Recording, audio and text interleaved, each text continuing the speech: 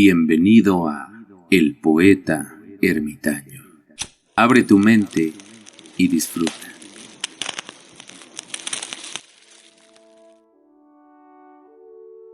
La sangre de mis manos.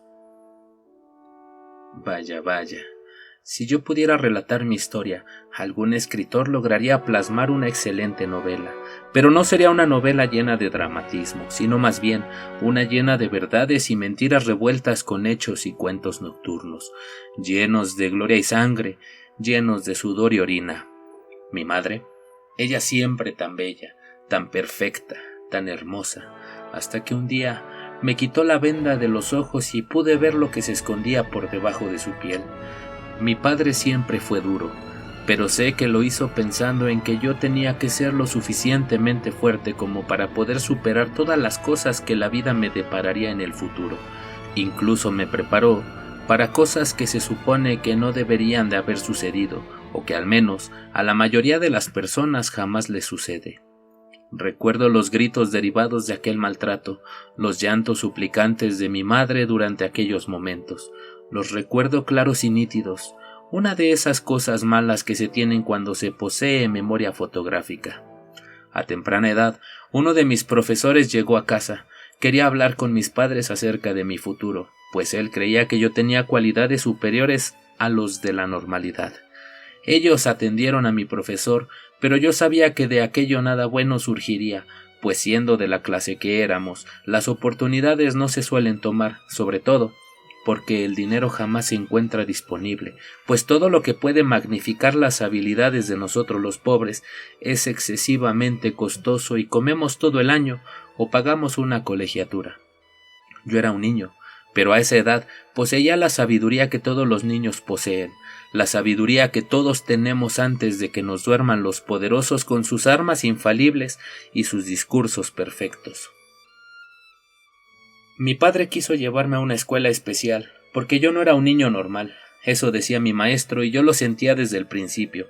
Yo no encajaba en la media de todos los hombres, yo tenía que poseer mi propio mundo, porque este mundo es muy vacío, muy triste, muy penoso.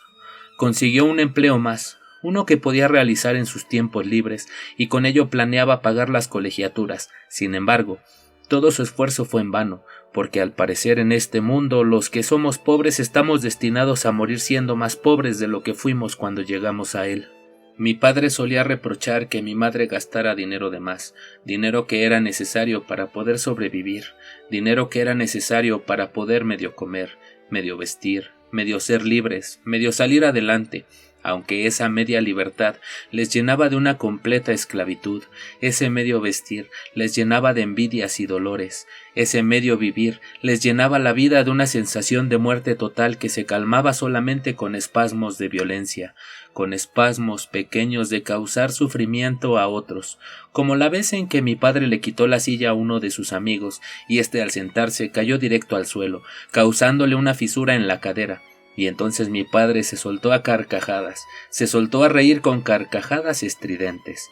El dolor ajeno causa placer, la pena ajena causa placer y además, cuando vemos las penurias de los demás, nosotros, al menos yo, soy capaz de sentir que mi vida no es tan vacía. Mi madre solía llevarme un vaso de leche y 2 rebanadas de pan de caja con mermelada o mantequilla de maní, cada vez que mi padre me reprendía y castigaba mandándome sin cenar a mi habitación.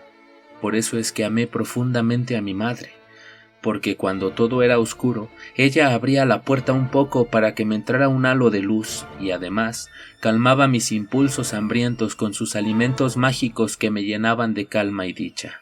Las peleas por dinero eran constantes, y a medida que yo iba comprendiendo mi naturaleza y la de mis padres, comencé a tomar decisiones para aligerar la carga que ellos tenían por tener un hijo como yo. Comencé a desaprovechar la escuela para que no tuvieran que pelear por dinero, pues la colegiatura era excesiva. Todo aquello no funcionó, y finalmente, un día hice lo impensable para lograr que me echaran del colegio de superdotados. Tomé unas tijeras de mi mochila y entonces ataqué a mi profesor. Yo tenía unos 12 años y siempre fui escuálido, por lo que mi ataque no fue muy habilidoso y las tijeras se clavaron solamente en la pierna del profesor. En realidad, yo solo quería espantarlo lo suficiente como para que me expulsara.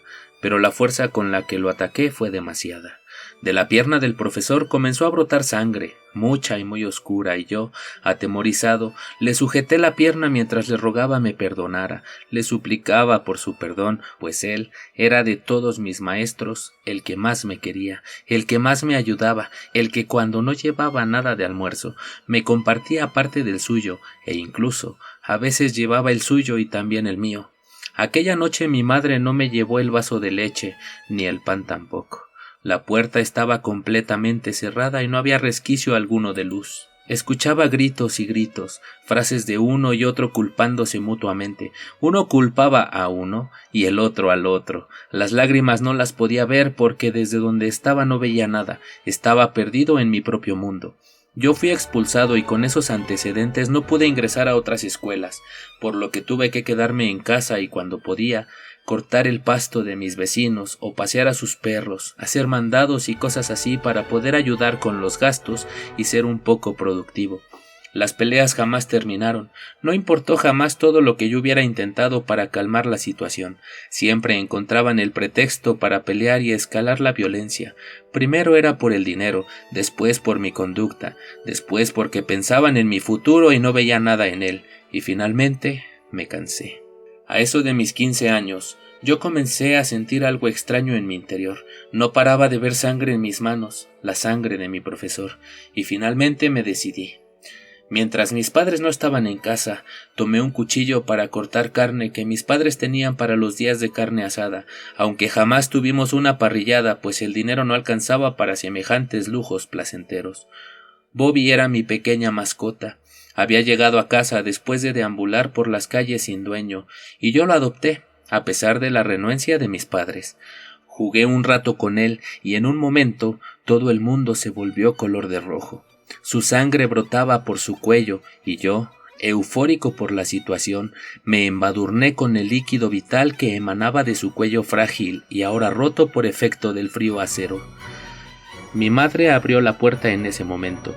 Yo no supe a qué hora había llegado, y en ese momento dejó caer la bolsa que tenía cargando con víveres.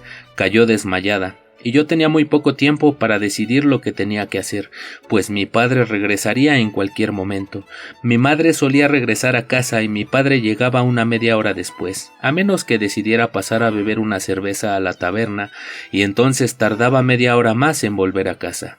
Até a mi madre con el cordón de la secadora. Tenía que explicarle lo que había sucedido, y si ella no aceptaba aquello, entonces no sabía qué haría, pero algo tendría que hacer.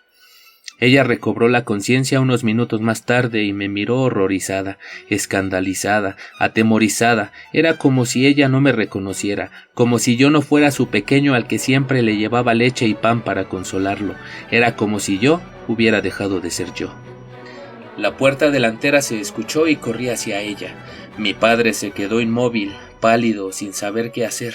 Corrió a abrazarme y yo lo recibí con una estocada en el pecho, y él no tuvo tiempo para reaccionar. Llevó su mano al pecho y tomó el cuchillo que se le había quedado clavado. Hizo una mueca de dolor y arrancó el cuchillo de entre su piel.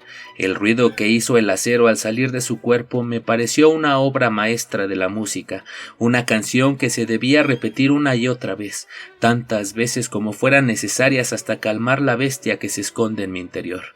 Mi padre cayó de rodillas, con una mano en el pecho y sus ojos llenos de lágrimas. Murió. Corrí entonces a mi habitación, y mi madre casi se había desatado. De haber tardado un minuto más, mi madre hubiera salido corriendo.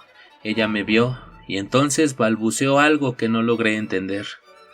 Tranquila, mi padre jamás volverá a discutir contigo. Él está muerto en la entrada. Yo te defendí. ¿Qué clase de monstruo eres? Yo soy tu hijo, soy tu pequeño. Soy el niño al que siempre le llevabas leche y pan, el niño al que siempre le regalabas un poco de luz, el niño al que le iluminabas. Tú no eres mi hijo jamás habría lastimado a nadie y tú eres un maldito asesino. Cállate, no sigas, soy tu hijo. No me reconoces, madre, soy tu hijo. No recuerdo, a pesar de mi memoria fotográfica, lo que ella respondió ni lo que entonces sucedió. Cuando volvió la claridad a mí, sujetaba el cuello de mi madre y vi sus ojos apagarse poco a poco mientras hacía ruidos hermosos tratando de introducir aire en sus pulmones. Su mirada opaca reflejaba desprecio contra mí y me llené de coraje y dolor. Apreté más fuerte, apreté con todas las fuerzas que mi cuerpo tenía. El cuello es tan frágil, es tan débil, es tan delicado. Mis padres estaban muertos, y yo no supe qué hacer con ellos. Corté su cuerpo en pedazos y en el sótano cabía un agujero tan hondo que cupieron sin problemas. Mientras los corté, una parte llamó mucho mi atención. De sus cabezas salió una masa entre gris y blanquizca que se veía extraña, pero me apetecía, y guardé ambos cerebros para comerlos. Aquel manjar fue sublime. Jamás había comido algo tan delicioso y que me llenara de tanto placer. Jamás sentí miedo. Jamás sentí remordimiento, jamás quise haber hecho algo distinto a lo que hice aquel día. Ahora tengo que apresurarme. La visión de mi madre entrando a mi habitación me hizo recordar todo lo que he relatado. Dulce está muerta en mi cama y tengo poco tiempo para decidir lo que haré con ella. Ella no merece reposar junto a mis padres. Ella no era el amor de mi vida, pero aún así tengo la fortuna de tener un nuevo cerebro para mi deleite, y lo mejor de todo es que aún está fresco. He matado ya a muchas personas aquí mismo y debo tomar un nuevo rumbo. Será mejor que me mude de ciudad, tal vez. Sí, me mudaré al campo. Iré a algún lugar en el que pueda encontrarme con la naturaleza, un sitio en el que nadie sepa nada de mí, un sitio en el que yo pueda ser alguien más sin que nadie lo note. Pero primero, debo cocinar el cerebro y desechar este pestilente e impuro cuerpo. Si mi trabajo te ha gustado, no olvides suscribirte, dejar tu like y seguirme en las demás redes sociales, Facebook y WordPress. Gracias.